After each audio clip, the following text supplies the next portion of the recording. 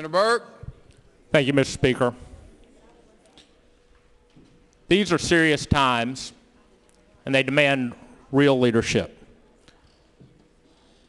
Last year, the unemployment rate in our state as we left this session, last session, was 5.9%.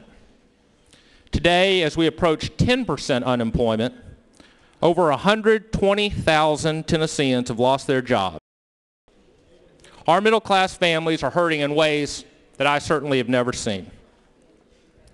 When I go home for the weekend, Republicans and Democrats alike come up to me amazed by what they've read in the newspaper about what goes on here.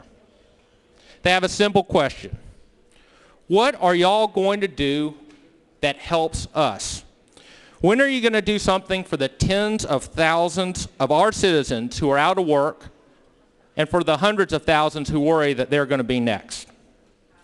In Washington, of all places in Washington, members of both parties are working together to try to identify solutions to the problem of climate change in a way that protects taxpayers and jobs while enhancing our energy security and our national security. There may not be a more important issue for our nation over the long term. Now, make no mistakes, there are real differences as to how to best accomplish this goal. But from Vice President Gore to Senators Lamar Alexander and John McCain, Democrats and Republicans have recognized that we cannot afford to ignore this issue any longer. Here in Tennessee, our governor has recognized that our state's economic future will depend increasingly on our ability to be a leader in solving this problem.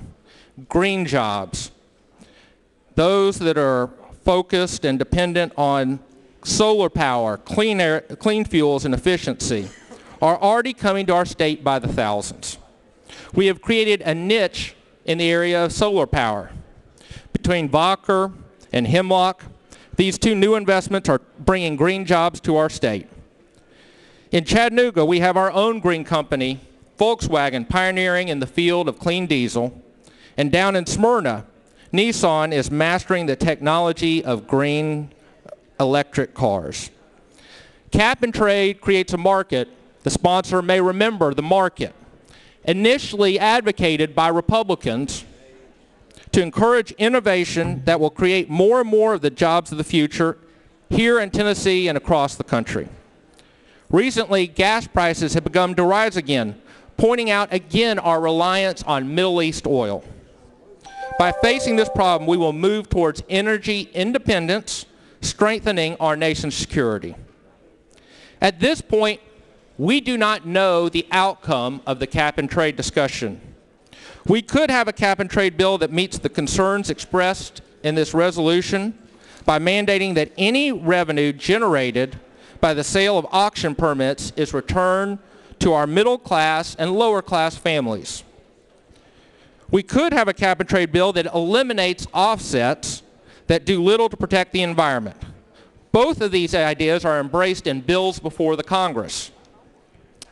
If we were serious about addressing this issue in our body, we might be considering a resolution outlining what we would support rather than playing politics and rejecting outright an effort to protect our environment, promote innovation and jobs, reduce reliance on foreign oil, and enhance our national security. I rise today to say enough. Our constituents deserve solutions, not slogans. We need to focus on progress, not posturing, and we should be here for discussions of our future, not the diversions of our past.